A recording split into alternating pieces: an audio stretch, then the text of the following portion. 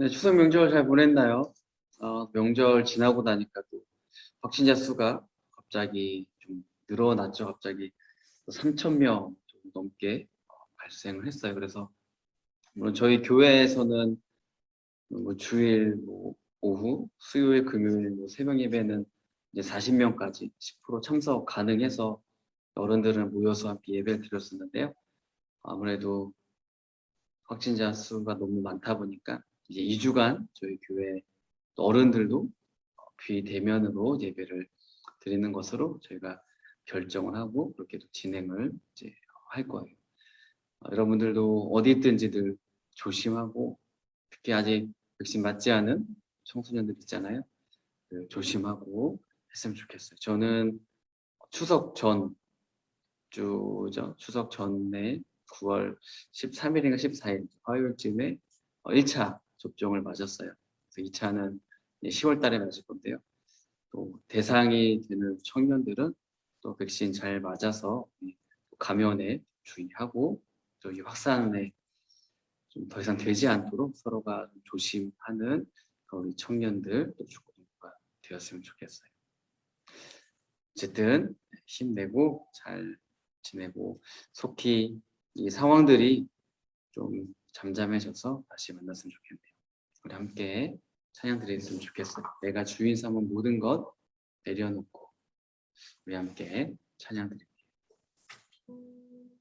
내가 주인 삼은 모든 것 내려놓고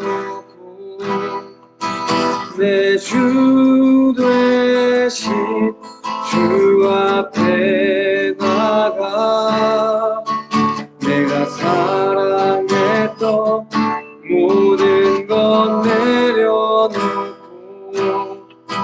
주님만 사랑해. 내가 주인 삼은 모든 것 내려놓고 내 주 되신 주 앞에 나가 내가 사랑했던 모든 것 내려놓고 주님만 사랑해. 주 사랑 거친 풍랑에도 깊은 바다처럼 나를 잠잠케 주 사랑 내 영혼에 와서 그 바람 위에 소리 주 사랑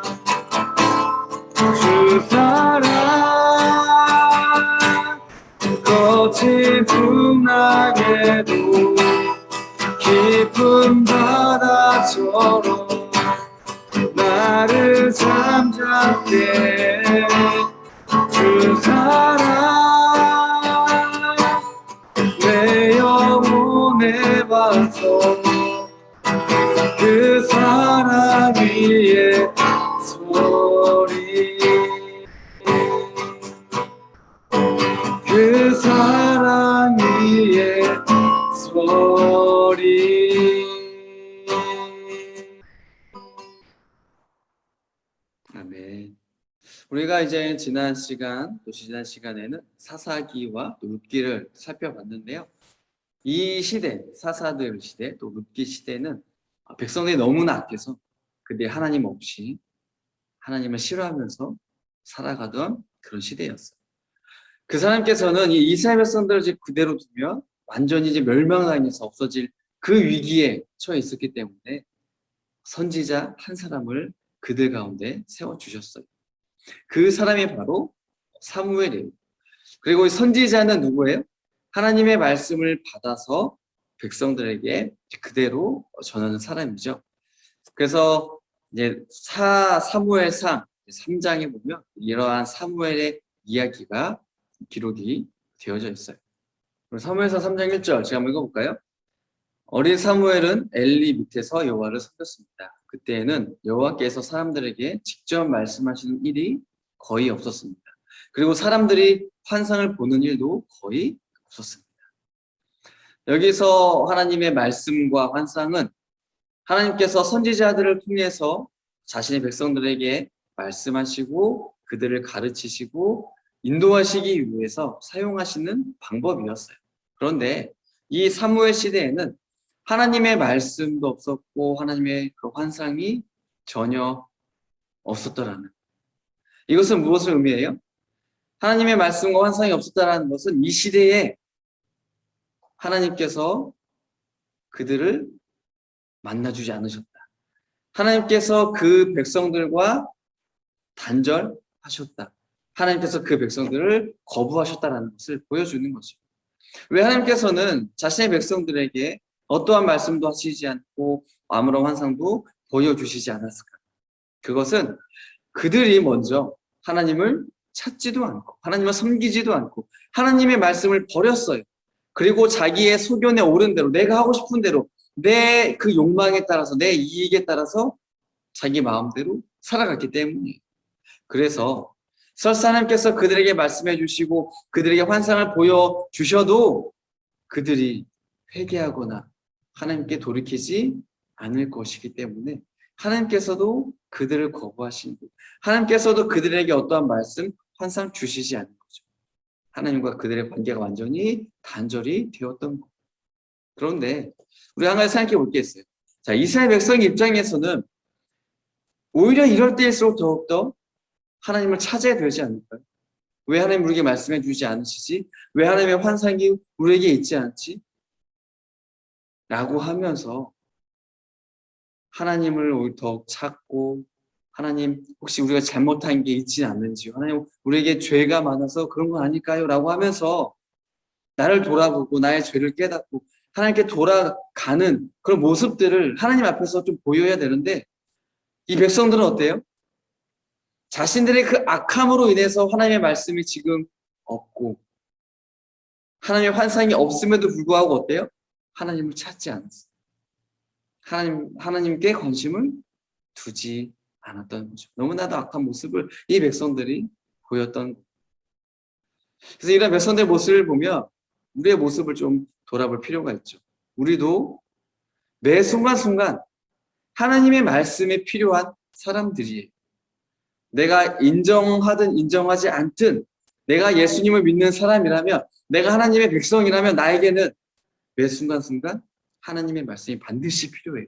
내 귀에 들려줘야 하고요. 내 눈에 보여줘야 하고요. 내 마음에 하나님의 말씀이 있어야 해요. 그렇지 않으면 우리 또한 백성들처럼 내가 원하는 대로 내 욕망에 따라서 살아갈 수밖에 없는 존재들이에요. 자, 그렇기 때문에 저 여러분들은 이 하나님의 말씀이 희귀한 그런 인생이 아니라 하나님의 말씀이 날마다 넘쳐나는, 날마다 내 삶과 함께하는 그러한 삶이 되었으면 좋겠어요. 하나님의 그 말씀에 더욱더 귀를 기울이고 하나님의 말씀대로 살아가도록 노력을 하고 하나님의 말씀을 날마다 붙잡고 나아가는 저와 여러분들이 다 되었으면 좋겠어요. 이 백성들은 그런데 하나님의 말씀을 버렸죠. 하지만 하나님께서는 이 백성들을 끝까지 버려두지 않고 이 백성들을 계속 긍휼히 여겨주셔서 그들에게 은혜를 베풀어주셔서 다시 이들에게 말씀을 주시기 위해서 바로 사무엘을 부르시는 거예요. 하나님께서 이 사무엘을 불러주셨죠. 그리고 사무엘이 자기의 이름을 부르는 그 음성을 듣고 대답을 해요. 저 여기 있습니다. 라고 하면 대답을 하는데 누구한테 가요? 엘리 제사장한테. 그리고 엘리한테 말하죠. 당신이 저를 불러서 제가 왔습니다. 왜 저를 불렀죠? 이 말을 듣고 이제 엘리는 이야기를 하는 거예요. 나는 너를 부른 적이 없다. 그러니까 사무엘은 좀 의아했지만 내가 잘못 들었나? 라고 생각하고 다시 자기가 있던 곳에 가서 누웠어요. 근데 잠시 후에 또다시 사무엘을 부르는 소리가 들렸어요. 그래서 이번에 사무엘은 또 엘리한테 가서 말합니다. 당신이 나를 불러서 제가 왔습니다. 그런데 엘리는 나는 너를 부른 적이 없다라고 하면서 다시 이제 가라고도 보냈어요. 자, 그러면 왜 사무엘은 하나님이 지금 사무엘을 불렀는데 그 부르는 소리를 듣고도 하나님이 나를 불렀다라고 알지 못하고 엘리 제사장한테 갔을까? 사무엘상 3장 7절에 보면 우리가 그 이유를 이제 알 수가 있는 거예요. 자, 사무엘은 아직 여호와를 알지 못했습니다. 여호와께서 사무엘에게 직접 말씀하신 적이 없었습니다. 사무엘은 지식적으로는 하나님을 알고 있었죠. 하지만 1절 말씀처럼 사무엘 시대에는 하나님의 말씀이 없었고 환상이 없던 시대였기 때문에 사무엘 역시도 하나님의 음성을 몰랐어요. 그래서 엘리가 자신을 부른다라고 착각을 했던 거죠. 그러니까 아직 하나님에 대한 그런 개인적인 체험과 만남이 없기 때문에 하나님의 그 음성이라고 생각을 하지 못했던 거예요. 그래서 하나님께서 3번이나 사무엘을 부르는 거죠. 그리고 사무엘은 또 엘리한테 가요. 그리고 그제서야 엘리 제사장은 내가 부르는 게 아닌데 사무엘이 3번씩이나 나에게 왔다라는 것은 하나님께서 사무엘을 부른 것이구나. 그때서야 엘리 제사장이 생각을 하는 거예요. 그러니까 엘리 자신도 이 하나님의 말씀과 환상이 없었던 그런 시기였기 때문에 몰랐어요. 하나님이 불렀는지. 하지만 3번째 되고 나서야 하나님이 사무엘을 부르시는구나라고 뒤늦게 깨닫게 되는 거죠. 그래서 사무엘한테 말을 하는 거예요. 네가 다시 누웠다가 또다시 너를 부르는 소리가 들리면 이렇게 해라. 여호와여 말씀하옵소서. 주의 종이 어떻게 했나이까. 그러니까 사무엘은 이제 엘리가 시키는 대로 그렇게 했어요. 그리고 하나님께서 4번째 사무엘을 불러주셨어요. 10절 말씀 제가 읽어볼까요? 여호와께서 그곳에 서 계셨습니다. 여호와께서는 그전처럼 사무엘아 사무엘아 하고 부르셨습니다. 사무엘이 대답했습니다. 여호와여 말씀하십시오. 저는 주님의 종입니다. 제가 듣겠습니다. 이번에는 하나님께서 2번이나 사무엘을 불렀죠. 사무엘아, 2번이나 하나님이 부르셨다라는 것은 이 사무엘을 향한 하나님의 부르심은 진짜라는 거예요. 사무엘이 잘못 들을 일도 없고 못 들을 일도 없이 너무나도 명확하고 분명하게 하나님의 부르심이 지금 사무엘에게 있다는 것을 보여주시는 거예요. 그리고 이번에는 10절 앞에 보면 하나님께서 그곳에 서 계셨습니다. 라고 말하죠.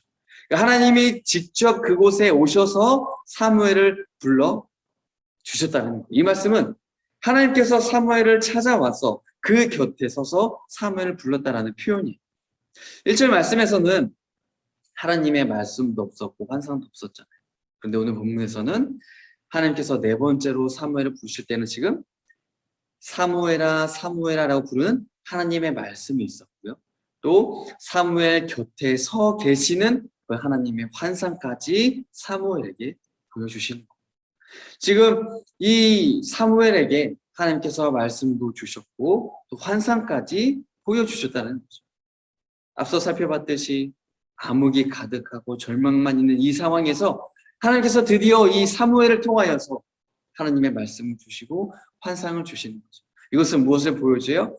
하나님께서 사무엘을 선지자로 부르셨다라는 것을 우리에게 분명하게 보여주시는 거죠. 그리고 이 사무엘을 통하여서 백성들에게 하실 말씀이 있으시다라는 것을 우리에게 알려주는 거예요. 또 한편으로는 사무엘이 그의 지금까지의 삶이 하나님 앞에서 하나님의 말씀대로 살아왔고 또 하나님을 사랑하고 하나님을 섬기는 그러한 신실한 사람이었기 때문에 또 하나님께서 이 사무엘을 통해서 하나님의 말씀을 주시고 환상을 주셨다는 것을 우리가 알 수가 있습니다.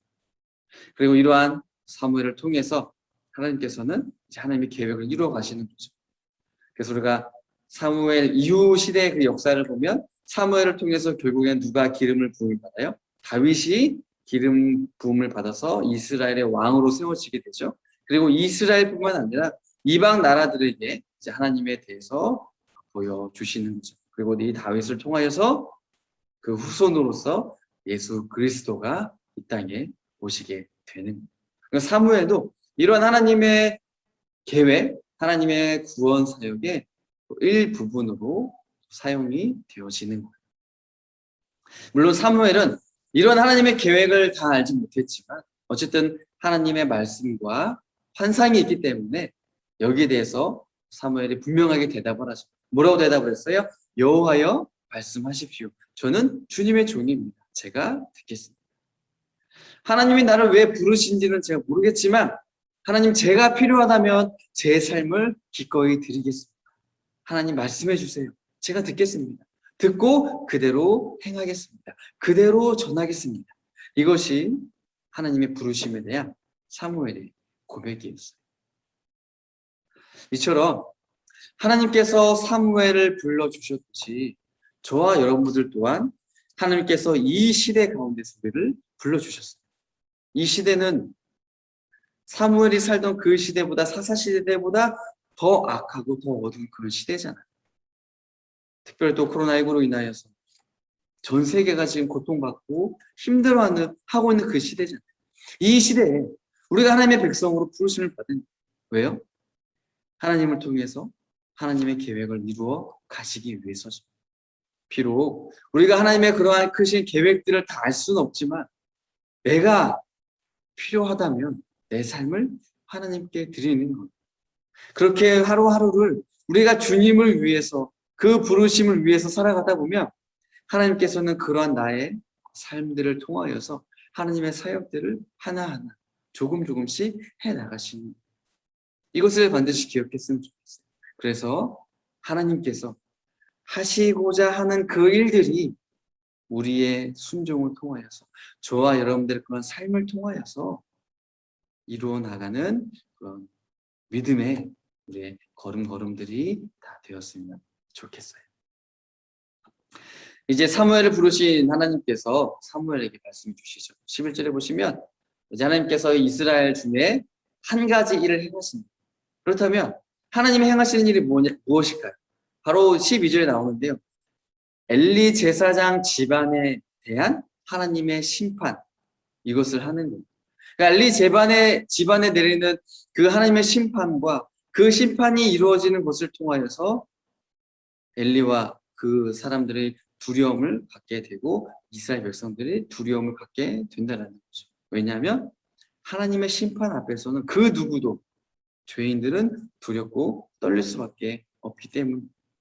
우리가 살펴보지 않았지만 사무엘상 2장에 보면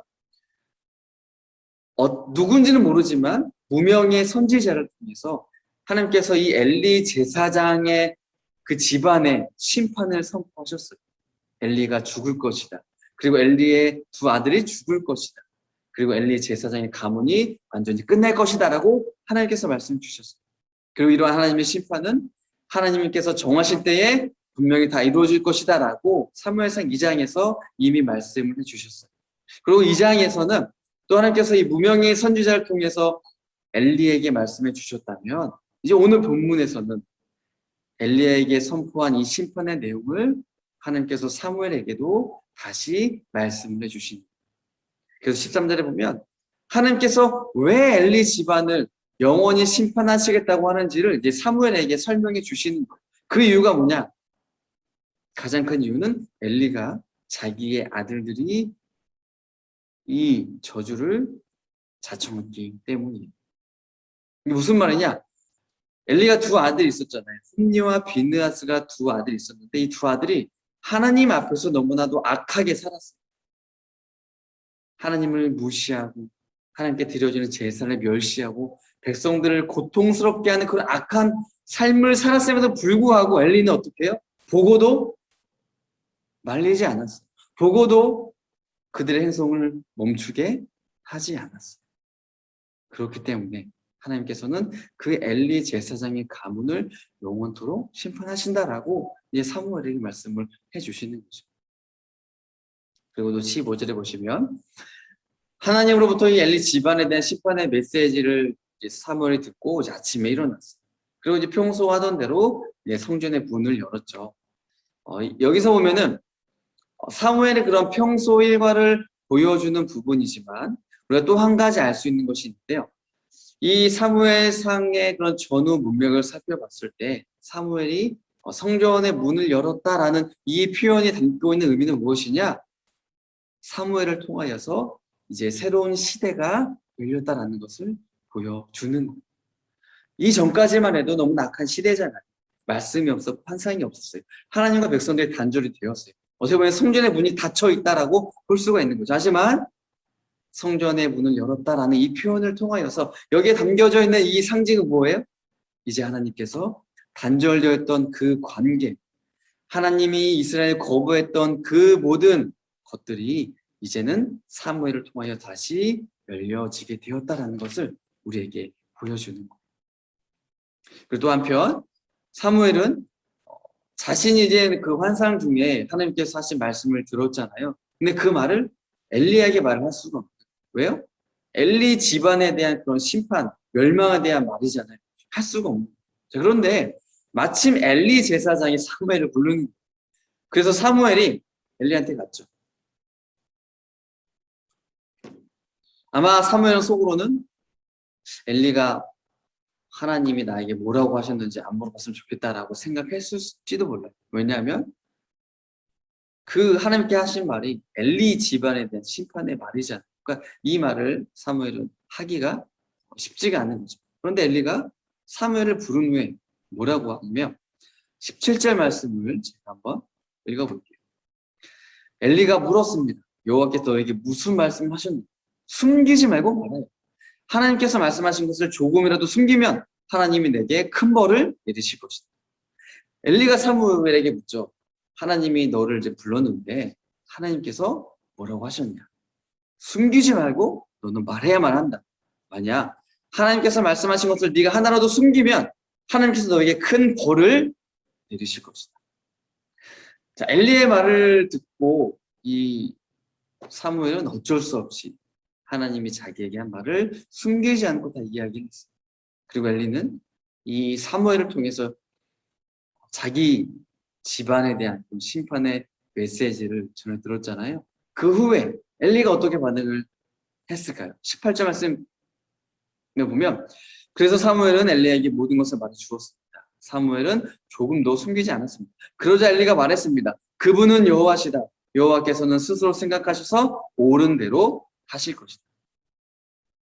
엘리는 자기 자신에 대한 심판, 자신의 두 아들에 대한 심판, 또 자기 집안에 대한 그 심판을 그대로 그냥 받아들이겠다는 거죠. 사무엘의 말을 듣고 엘리는 반응이 없어요. 물론 사무엘상 2장에서도 하나님의 심판의 메시지를 들었지만 그때도 엘리는 하나님께 반응하지 않았어요. 회개하거나 옷을 찢거나 하나님께 매달리거나 아무런 행동도 하지 않았어요. 그냥 뭐 하나님의 심판하면 심판받지 뭐. 완전히 끝나버린 거예요. 그래서 19절에서는 사무엘의 이야기가 계속해서 이어지고 있죠. 엘리는 완전히 끝난 거예요. 그리고 여기서 보면 사무엘의 이야기와 엘리와 또 그의 두 아들을 서로 너무나 극명하게 대조가 되고 있다는 것을 우리가 분명하게 볼 수가 있어요. 19절 말씀에 보면 사무엘은 점점 자라났습니다. 여호와께서는 사무엘과 함께 하셨고 사무엘에게 말한 것을 다 이루어 주셨습니다. 사무엘이 자라는 동안 하나님께서 사무엘과 함께 하셨어요. 그리고 사무엘도 하나님과 동행한 거죠. 그래서 사무엘의 입을 통해서 나오는 그 하나님의 말씀이 다 이루어지도록 하나님께서 역사하셨어요. 엘리와 그의 두 아들, 하나님 없이 살았죠. 하나님이 함께하지 않았어요. 하나님 버리고 악한 삶을 살았단 말이죠. 하지만 사무엘은 하나님과 함께하는 사람이었어요. 그래서 선지자는 아까 이야기했듯이 하나님의 말씀을 전하는 사람이죠. 그런데 그런 선지자의 입을 통해 선포된 말씀이 만약에 이루어지지 않아요. 그대로 되지 않아요. 그러면 어떻게 해요? 사람들 생각에는 저 선지자가 말하는 말은 이루어지지 않는다. 저 선지자는 가짜일 것이다. 이렇게 받아들이겠죠. 그렇기 때문에 사무엘이 말한 것을 하나님이 다 이루어 주셨다라는 것은 뭐예요? 사람들로 하여금 저 선지자는 하나님이 세우신 사람이구나. 하나님께서 저 선지자에게 하나님의 말씀을 주시는구나라는 것을 다 알게 되는 거예요. 20절도 말씀해 보면 단에서 부엘세바에 이르는 모든 이스라엘 사람들은 사무엘이 여호와의 예언자라는 것을 알았습니다. 여기서 단이라는 지역은 이스라엘의 북쪽 끝, 동서남, 북쪽 끝이고요. 북쪽 끝이고 그 다음에 부엘세바는 이스라엘의 남쪽 끝을 말해요. 그래서 이 다네세부터 부엘세바는 결국에는 이스라엘 전체를 다 말을 하는 거죠. 그래서 온 이스라엘 사람들이 이 사무엘은 하나님께서 세우신 선지자라는 것을 알게 되었다라는 거예요. 사무엘이 위대해서가 아니죠. 하나님께서 사무엘을 그렇게 세워주신 거예요. 온 이스라엘과 종교 지도자들이 죄악으로 가득하고 제사를 멸시하고 하나님을 거부하고 하나님 없이 살아가는 그 상황 속에서도 하나님께서는 하나님을 섬기고 하나님을 신뢰하는 한 여인, 이 한나를 통하여서 사무엘을 이 세상에 보내주셨어요. 그리고 마침내는 그를 하나님의 제사장, 하나님의 선지자로 세워주셨던 거죠. 마찬가지로 하나님께서는 저와 여러분들을 이 땅에 하나님의 제사장, 하나님의 선지자로 불러주셨단 말이에요. 우리가 자격이 있어서가 아니에요. 하나님의 전적인 은혜로 우리를 불러주시는 거예요. 우리에게도 하나님의 말씀을 주셨잖아요. 이 성경 66권 말씀 우리가 받았잖아요. 그러니까 우리도 선지자란 말이에요. 그럼 어떻게 해요? 이 받은 말씀을 그대로 들려줘야 돼요. 사람들한테. 이 받은 말씀대로 내가 그대로 살아가야 되는 거예요. 누구처럼? 사무엘처럼 하나님과 함께하는 거고, 사무엘처럼 그의 입을 통해 선포된 말씀이 그대로 이루어졌듯이 나에게 주어진 하나님의 말씀이 나를 통하여서 그대로 이루어지도록 나의 삶을 그렇게 살아가야 되는 거예요. 점점 더 악해져가는 이 세상에서 여러분 누가 하나님을 위해서 살아가야 될까요? 하나님 저는 아니고 제가 열심히 있는 것 같아요.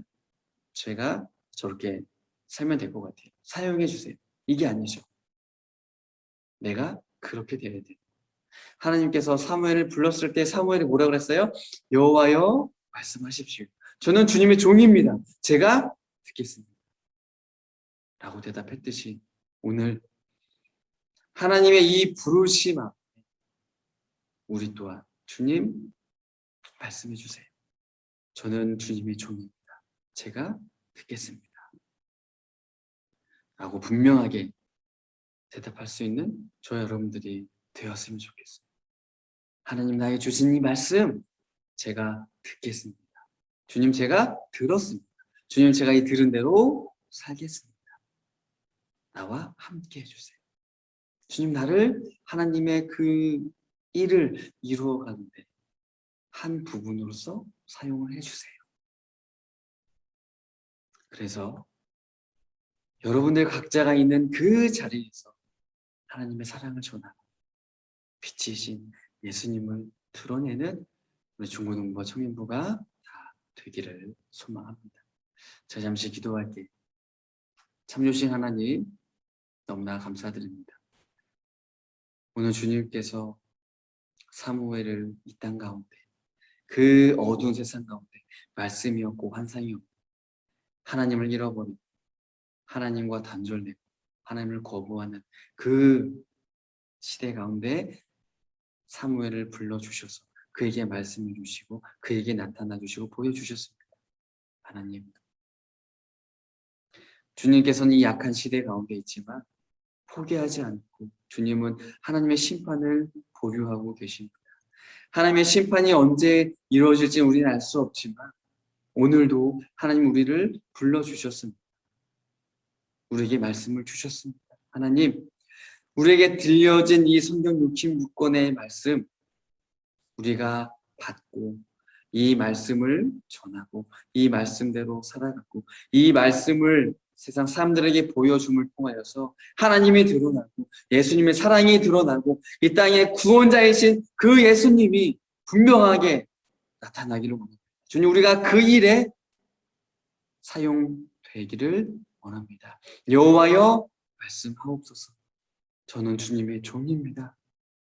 우리가 듣겠습니다. 우리를 사용해 주세요라고 고백하며 하루하루를 그렇게 살아가는 우리 모든 중고등부와 청년부가 다 될 수 있도록 하나님 함께 해주세요. 감사하며 예수님의 이름으로 기도드립니다. 아멘.